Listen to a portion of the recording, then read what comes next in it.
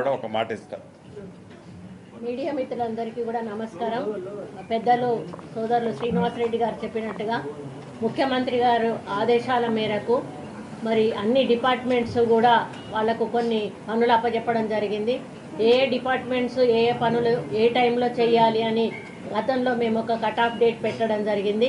ఈరోజు రివ్యూలో ఆ కట్ ఆఫ్ డేట్ వరకు కూడా పనులు అయ్యాయా లేవా, ఇంకా ముందు చేయాల్సిన పనులేంటి, మరి ఏ టైం వరకు చేయాలి, మళ్ళీ మేము ఏ రోజు విజిట్కి వస్తాము, మళ్ళీ ఈ ఏదైతే డిపిఆర్ ఉందో ఆ సీఎం గారు ముందు పెట్టి మళ్ళీ వారి దగ్గర ఏమన్నా సలహాలు సూచనలు ఉంటే మార్పులు చేర్పులు ఉంటే కూడా ముందే తీసుకొని కన్స్ట్రక్షన్కు ముందే అవి కూడా అమలు చేసే దిశగా మరి ముందుకు వెళ్ళాలని ఈరోజు మీటింగ్లో నిర్ణయం తీసుకోవడం జరిగింది. ఇది ఎవరి ఇంటికి సంబంధించిన పండుగ కాదు, ఇది మన రాష్ట్రానికి రాష్ట్ర మరి పేరుకు ప్రగతికి సంబంధించినటువంటి గిరిజనులకు సంబంధించినటువంటి ఒక ప్రముఖమైనటువంటి పండుగ. ఈ పండుగను మరి దశాబ్దాల కాలంగా చేస్తున్నా కూడా అభివృద్ధి అనేది ఇక్కడ ఎప్పుడు కూడా ఎవరు చేయలేదు. కానీ మన ముఖ్యమంత్రి గారు వారు ప్రత్యేకంగా దర్శించి దీన్ని ఒక మంచి మంచి ఒక షేప్ తీసుకురావాలి ఈ యొక్క టెంపుల్కి. మళ్ళీ ఎన్ని దశాబ్దాల తర్వాత మళ్ళీ వస్తారో ఎవరు వస్తారో తెలియదు, కానీ ఈరోజు రేవంత్ రెడ్డి గారి నాయకత్వంలో మాత్రం ఈ యొక్క సమ్మక్క గుడి కన్స్ట్రక్షన్ అయిన తర్వాత ఇది మాత్రం చరిత్రలో నిలిచిపోతుందని చెప్పి నేను ఖచ్చితంగా చెప్పగలను. మరి ముఖ్యంగా ఇది ఒక మన రాష్ట్రానికే కాకుండా చుట్టుపక్కల రాష్ట్రాల నుంచి కూడా లక్షలాది మంది వస్తారు. ప్రతిసారి కూడా మేము దీన్ని జాతరగా గుర్తించాలని కోరుతా ఉన్నాము.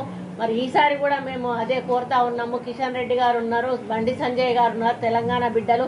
మేము పోయి ఇస్తే మాకు క్రెడిట్ వస్తుందని ఎట్లాగో వాళ్ళు ఒప్పుకోరు.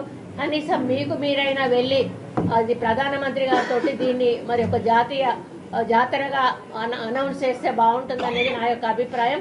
మరి పనుల విషయంలో ఎక్కడా కూడా కాంప్రమైజ్ కాకుండా మరి అధికారులందరూ కూడా వారి వారి విధులను నిర్వర్తిస్తూ ముందుకెళ్తున్నారు.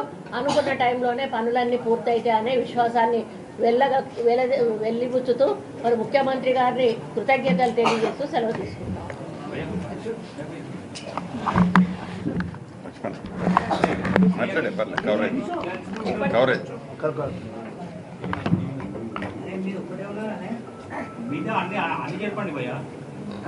కొంచెం వెనక జరిగితే వాళ్ళందరూ అయితే గౌరవ ముఖ్యమంత్రి